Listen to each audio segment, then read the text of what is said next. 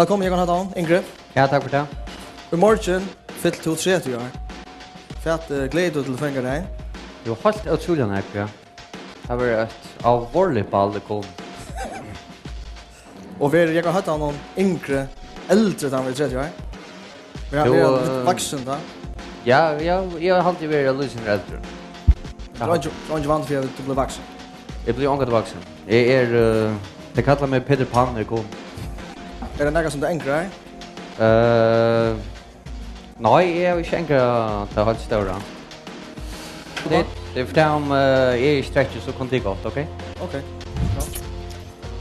Ja, jag hade tog kan dricka där, men jag pratade vi jobban är det vatten eller bäst spårningar. Hur så väl Louis vi out där hade drack ringkast eller bäst eller mest.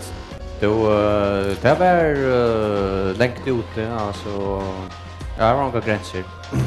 Ja, det är nog då jag det gavs då. Jag har några gränser och det vet jag hur jag är nu. Jag tror de gånger det var touch där vi ska ut. Jag drack tre flaskor av vodka om dagen.